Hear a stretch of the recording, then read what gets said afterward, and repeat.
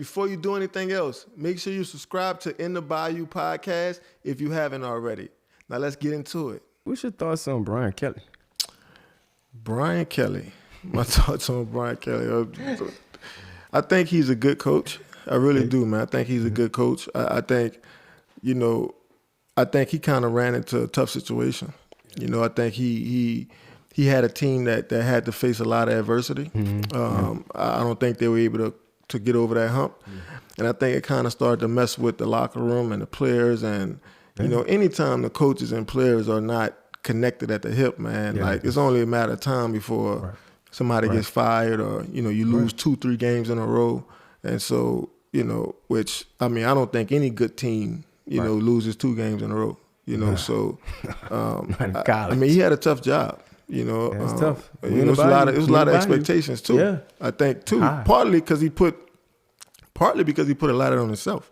I don't know if you remember when he was went on a rant earlier this year and he was telling everybody, I'm going to meet y'all in the championship game. And so just to kind of see that not come to fruition, and man, what you got to remember too, man, these people love Louisiana. They love, they're passionate about their sports, they're passionate about community. Love. And I think when you don't embody that, it's just tough sledding, man. Yeah. It's tough sledding. Before it pop out. So that's really my, advice to whoever is the next head coach at LSU. I would love to be the next head coach. It's probably a little far-fetched, but it might be a little far-fetched, but it's not out the ordinary. But I would advise them to find somebody that loves this program. Right. Find somebody that's willing to lose sleep because we're not good or we're not successful. Right. You know what I mean? And on a side note is, let's reel this back in, right? Because, a lot of these colleges are, they're state programs. Yeah. And so a lot of this is federal tax dollars. And so it's I don't think we're in a position to just keep giving out $100 million contracts. So maybe we should kind of reel it back into where, maybe you hire a lesser known coach, right? You pay him $2-3 million a year, right? And then you incentivize him as he becomes successful, versus signing a 10-year deal, $100 million. I think at that point, man, you got to ride it out. Yeah. If I give somebody $100 million contract, I got to ride it out. Yeah, we got to figure it out. But we live in a world where, people want that instant. And I think that's just us in the Bayou. That's just us. We don't got a lot to do.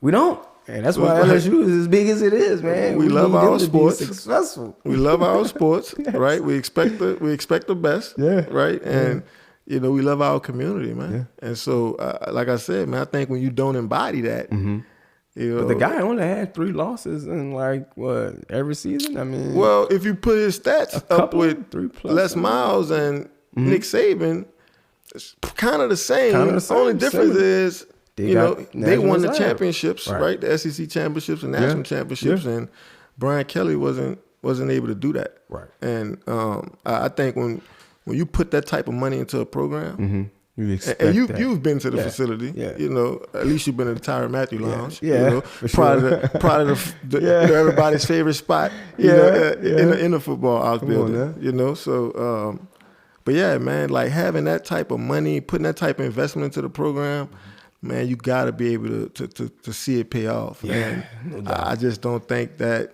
Brian really did it, quick enough. Right. Yeah. Yeah. And sometimes in the Bayou, people can get impatient, especially with LSU winning, man. Yeah. They get impatient. It's very important for the state. Absolutely. But like I said, man, you need people like a Drew Brees, man. People that come here and just embody everything that's Louisiana, everything that's New Orleans. And I think those type of people, they usually have great success, man, because it's so easy for the rest of the community to support that because they know how much, this means to you. Right. Well, maybe you could probably get a little GM role or get some type of role, It's something there for you. Yeah, sure. yeah. I mean, if they gave Brian Kelly $100 million, I'm pretty sure they could fit me somewhere in their budget. 2-year deal or something like that, Yeah, man.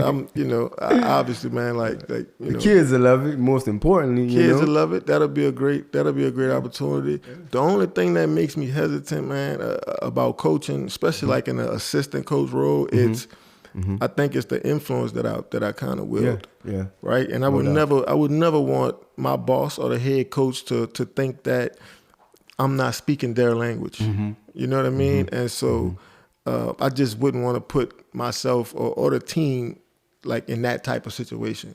Because I know a lot of young guys, they want to hear what I have to say. They want to be coached by me. Yeah, no doubt. And so that's kind of the only thing that scares me from being an assistant coach or anything like that is I don't want to become bigger than the program or the head coach. Yeah. So what you think the next LSU head coach have to do to get the program up to standard? Because, I mean, as we can look in the NFL, DBU, wide receiver, these guys are producing. You get there, you have to produce. Yeah, and I mean, if you look at it, a lot of those guys are Louisiana bred. Yeah, a lot of those dudes are from New Orleans. They're from the surrounding areas. Yeah, and I think that's what we got to get back to. Right? Like how do we retain the great players that's in our state? In our state, yeah. Like how do we find the Tyrann Mathieu? Right? Yeah. Before I was committed to LSU, I probably had 2 stars. Right. You know, but like they found me. Yeah. I went to camp, right? Got a scholarship. You know what I'm saying? And so, yeah, man, like it's crazy, bro. It's crazy thinking about it. So, would you be the GM if LSU called you and said, "Hey, we got this job for you"? Yeah, of course. Is that something you're open to? Absolutely. I mean, who wouldn't be? Yeah, I mean, it's LSU. It's LSU, right? And right. I think, being able to have that type of position, man, is although I think Austin Thomas is doing a great job. Yeah. Which brings me to my next point, because he was on a staff with Lane Kiffin, and so some guys, Lane Kiffin might be his guy. I don't know. I'm just throwing it out there, But I think Austin does a great job. Man, obviously, man, it's it's a huge role because you got to take NIL, into account. Accountability, yeah. And so I think you have to have somebody that kind of understands that landscape and able to kind of help players maneuver it. Right.